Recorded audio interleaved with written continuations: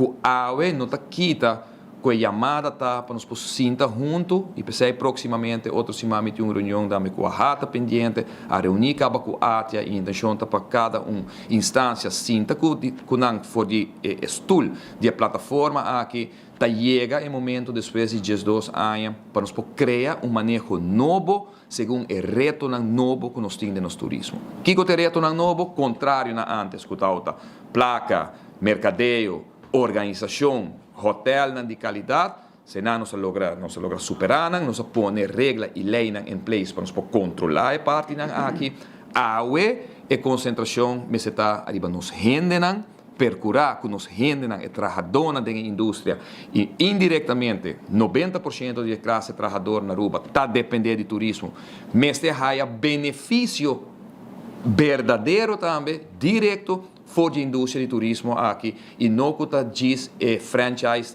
que é cadena hoteleiro e é grande que também já foi invertir na Aruba, que que aproveitar de desenvolvimento que nós temos aqui na Aruba de nosso turismo. Tem momento que a AUE, o governo de Aruba, junto com o Grêmio, nós senta na mesa para criar o benefício direto aqui para nós gente,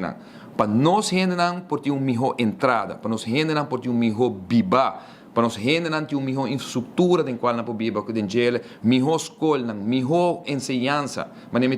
e melhor salubridade arriba nossa isla. Lamentavelmente, punta por mês quanto parlamentário há hoje 21 no parlamento está papiando esse aspecto aqui. Punta por mês que dia governo, a rata, a ATIA, a para rato quieto e bisa tende verdade. Nossa cresce, nossa chega na caminho não está, pero what about agora que abre diálogo nacional, social, cultural partner e bisa com nós também zor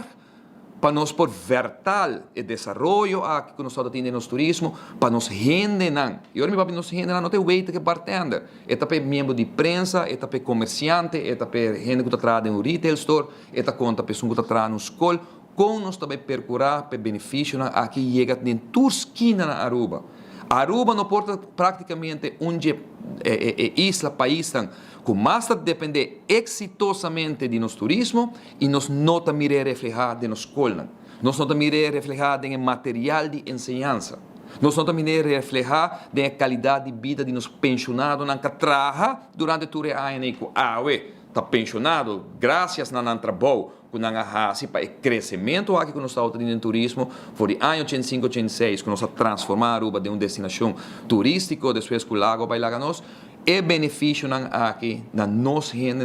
mas se vai agora hincar de um plano de governação que também é prioridade do país aqui.